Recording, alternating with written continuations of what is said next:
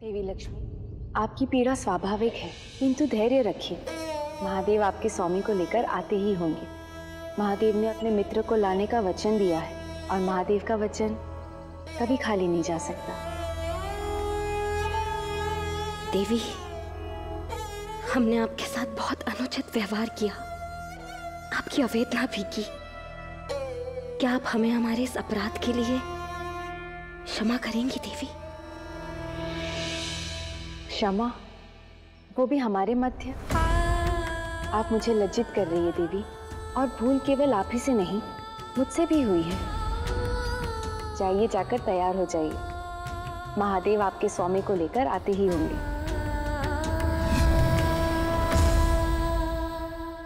श्री हरि नारायण आ गए।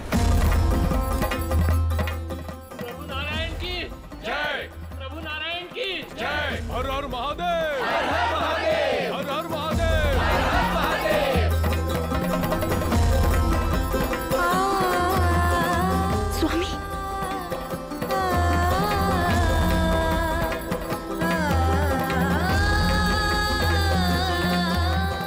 यूं तो हमें धन की लक्ष्मी मानते हैं, परंतु आज आपने अपना मित्र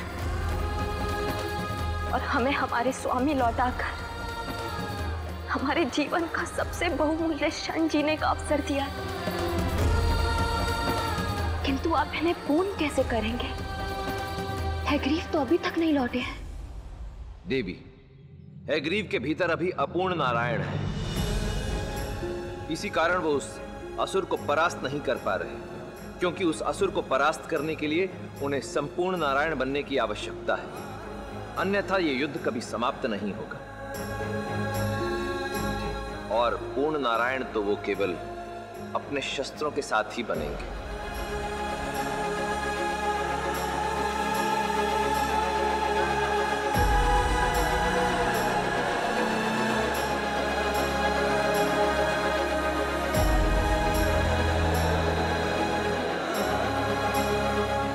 स्वामी के जाने के बाद इन्होंने भी अपना जीवन त्याग दिया।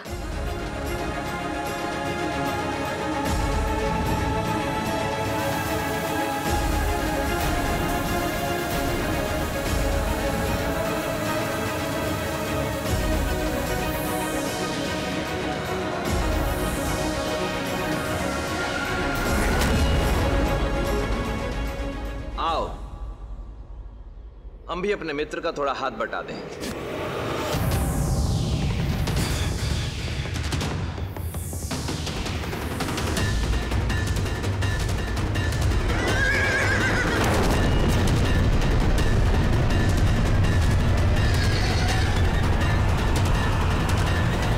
कलयुग इस युग की समाप्ति का छोर दिखाई नहीं दे रहा है।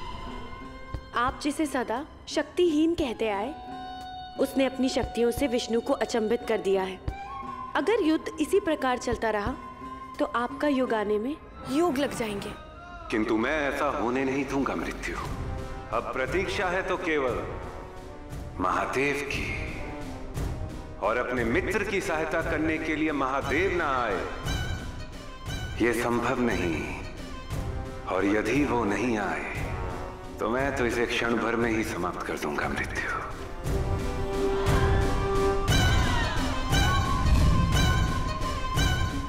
पधारो महादेव, पधारो। आ गए अपने मित्र की सहायता करने और मुझे मेरा अहंकार दिलाने।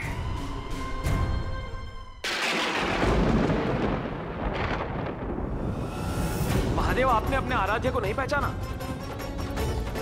महादेव, आपका परम मित्र मैं हूं। मैं जानता हूं कि हम दोनों एक समान लगते हैं, इसीलिए आप दुविधा में हैं। परंतु मैं जानता हूं कि आप अपने मित्र को पहचानने में भूल नहीं करेंगे। मित्र, मुझे मेरा गदा दीजिए, मैं अभी इसे। अच्छा, अब तुम अस्त्र भी छल से प्राप्त करोगे, जैसे तुमने पार्वती को छल करके अपना वरदान प्राप्त किया। मित्र, मुझे मेरी गदा दो, मैं अभी इसका अंत करता हूं। मेरी गदा से तुम मेरा ही वध करोगे। छल और कपट तुम असुरों का चरित्र है, परंतु महादेव को छल करना असंभव है। मित्र वो जो अपने सच्चे मित्र को सदैव अपने हृदय में स्थान दे। समय आ गया है कि जब मैं ये देखूं कि वास्तव में आप दोनों में से किसका हृदय विशाल है, किसके हृदय में मुझे स्थान मिलता है। वही होंगे सच्चे श्री हरि है ग्रीव।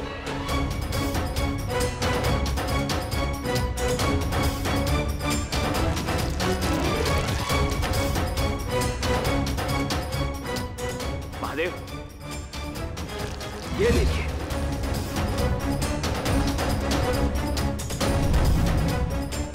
मैं जानता था मेरे मित्र, मेरे आराध्य सदैव मुझे अपने हृदय में रखते हैं।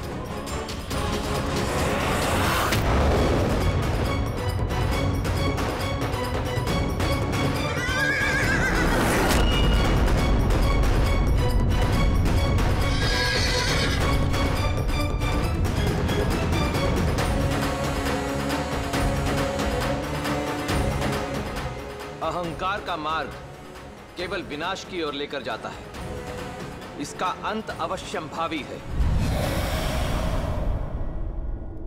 प्रभु, क्षमा करें प्रभु।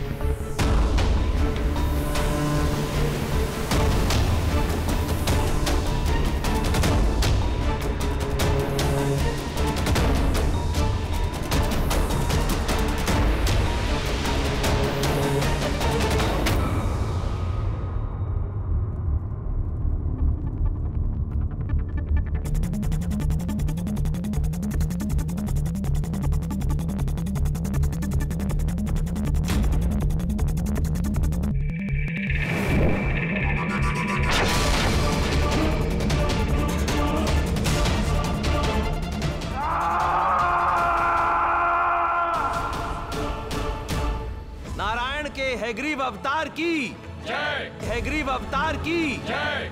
जय। समय आ गया है जब नारायण अपने पूर्ण वास्तविक रूप में वापस आ जाए।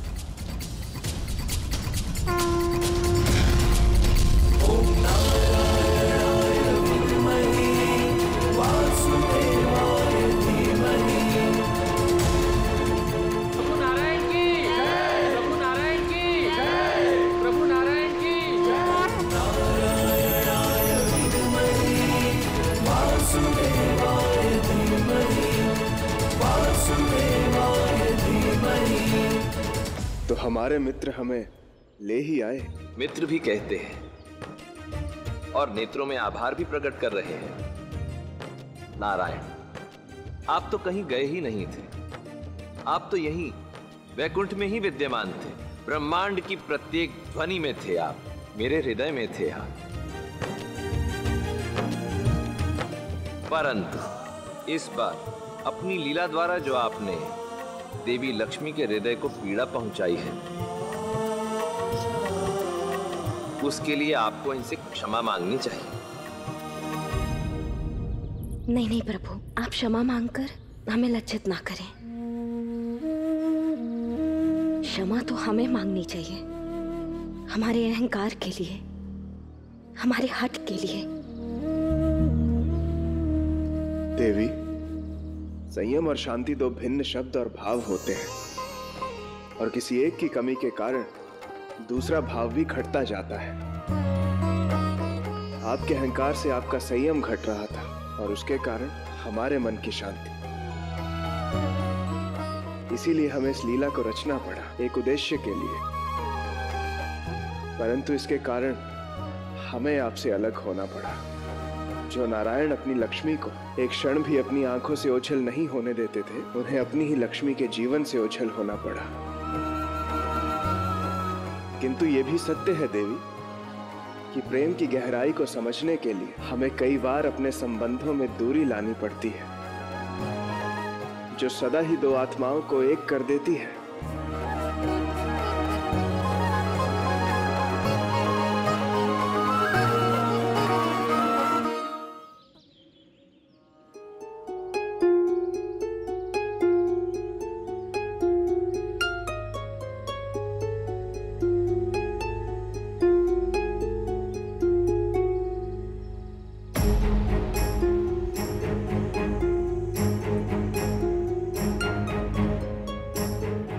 आप अब तक उदास हैं देवी?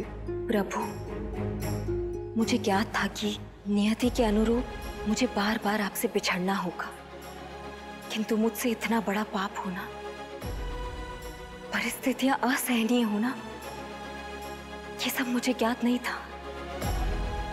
मैंने अहंकार के भाव में आकर स्वयं को अपने अर्धांग से स्वयं से दूर कर दिया। मुझे क्षमा करे प्रभु, मुझे नहीं पता था कि मैं आपको इतनी क्षति पहुंचा दूंगी। देवी, किसी संबंध में बाधाएं बाहरी अवरोध के कारण आए यह आवश्यक नहीं।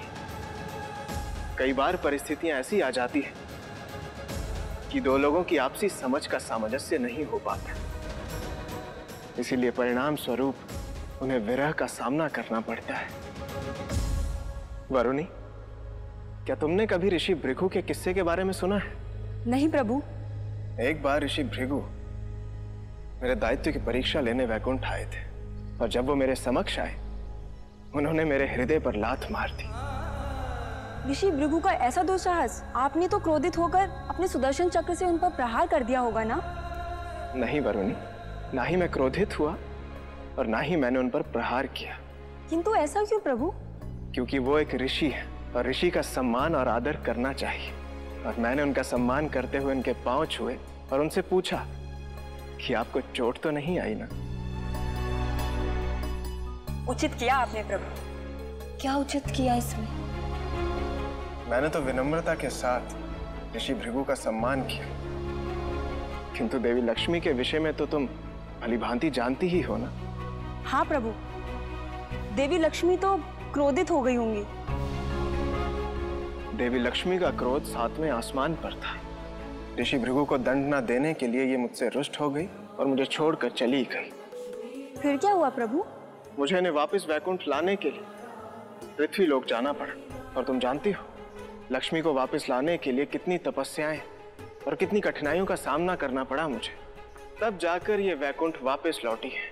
कई बार परिस्थितियां ऐसी हो जाती है कि दोनों को आपस में समझ का सामंजस्य नहीं हो पाता, परिणाम स्वरूप दोनों को विरह की पीड़ा सहनी पड़ती है।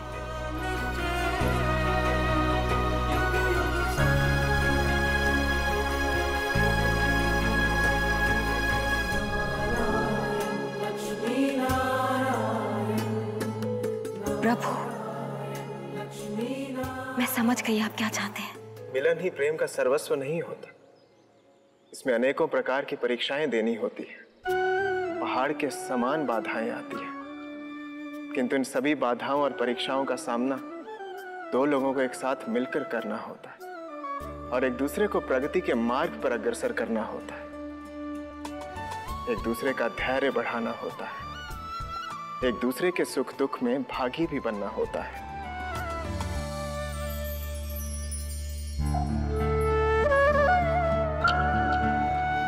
दोनों को मिलकर प्रेम का पोषण करना होता है,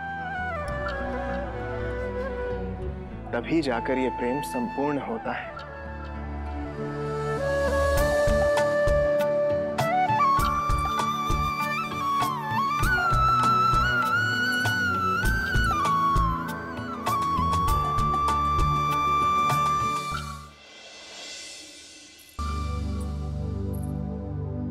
क्या हुआ गौरी, तुम्हारे मुख पर यह चिंता की रेखाएं क्यों? महादेव, मैं आपके समक्ष देवी पार्वती नहीं, अपितु एक भक्त के रूप में आपके समक्ष आई हूं। ये तुम क्या कह रही हो गौरी? तुम तो दुर्गा हो, आदि शक्ति हो। इस संसार में जब भी कोई विपदा या विपत्ति आती है तो तुम ही तो उन्हें हरती हो। तो आज ऐसी कौन सी विपत्ति आ गई कि स्वयं तुम मेरे समक्ष एक भक्त के रूप में आने के लिए विवश हो गई? महादेव, मैं एक ऐसी दुविधा में फंसी हूँ जहाँ से मैं बाहर निकलना चाहती हूँ, पर निकल ही नहीं पा रही। क्या हुआ?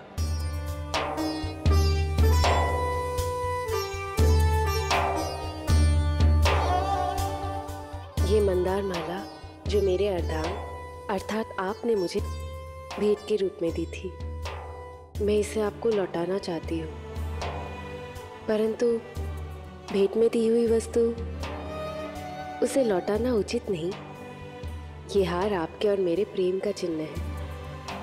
और आपके प्रेम के साथ साथ ये मेरे मोह से भी परिपूर्ण है। प्रभु, मुझे प्रेम और मोह में क्या अंतर होता है ये मैं समझ गई हूँ। मुझे इस मोह से मुक्त कर दीजिए।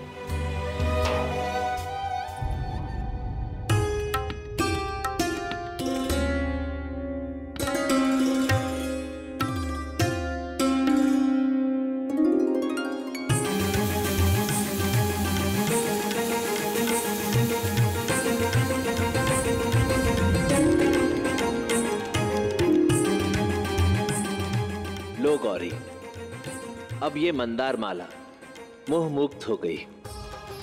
अब इसमें केवल मेरा प्रेम ही शेष है। अब तो पहना दूं इसे।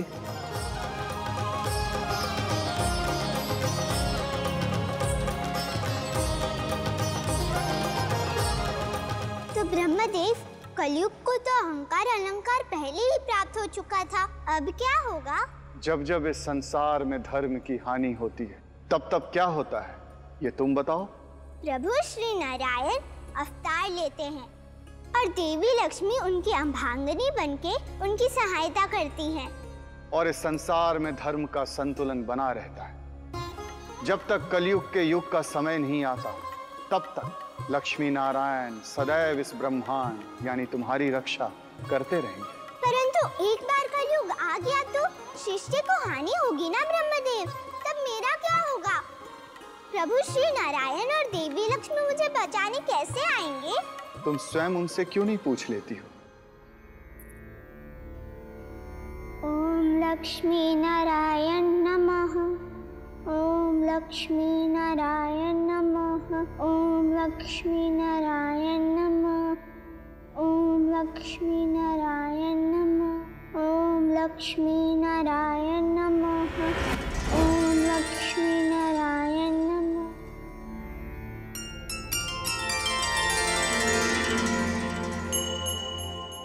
प्रणाम देवी लक्ष्मी।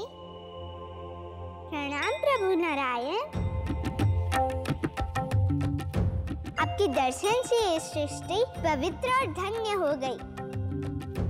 मैं अति प्रसन्न हूँ कि आप मेरे एक पुकार से मेरे समक्ष आ गए।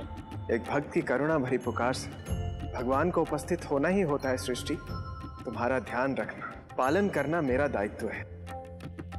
इसलिए सृष्टि के ऊपर जब जब संकट आएगा, लक्ष्मी नारायण उसे हरने सदैव एक साथ आते रहेंगे। कलयुग के राज में भी प्रभु, क्योंकि कलयुग के राज में तो मानव जाति में नकारात्मक विचार अपनी चरम सीमा पे होंगे। भाई भाई को मारेगा। संबंधों में, विचारों में, भाव में केवल हानि ही हानि होगी। तब इस सृष्टि की रक्षा कैसे करेंगे लक्ष्मी नारायण? उचित कहा तुमने सृष्टि। कलयुग में हर प्रकार की क्रूरता चरम पर होगी, किंतु जिस प्रकार कलयुग के कारण क्रूरता मनुष्य के मन को आकर्षित करेगी, वहीं लक्ष्मी नारायण की कृपा से मनुष्य की इच्छा शक्ति भी रहेगी। मानव जाति के समक्ष सदैव ही चुनाव के अवसर रहेंगे। अधर्म के साथ साथ धर्म के सभी मार्ग भी खुले रहेंगे। किंतु ये तो हम पर निर्भर करता है कि हमें कौन सा मार्ग चुनना है, जो दूसरों के साथ साथ स्वयं को भी हानि पहुंचाए, जिस पर चलना सरल हो, या वो मार्ग जो जटिल हो परंतु सत्य हो, अटल हो और उचित मार्ग के उचित द्वार दिखाने के लिए वो जब जब मुझे पुकारेंगे, मैं अवश्य उनकी सहायता के लिए आऊंगा।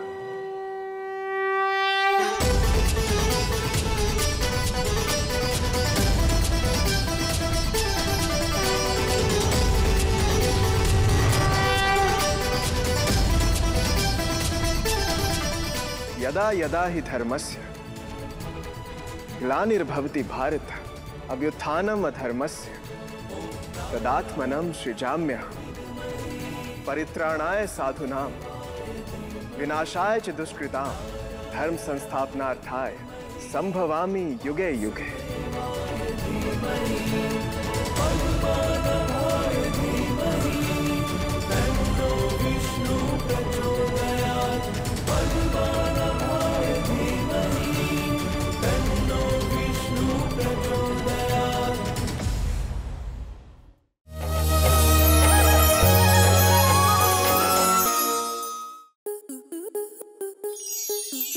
प्लस के ऐसे ही और बेहतरीन लम्हे देखने के लिए सब्सक्राइब करें हमारे YouTube चैनल को।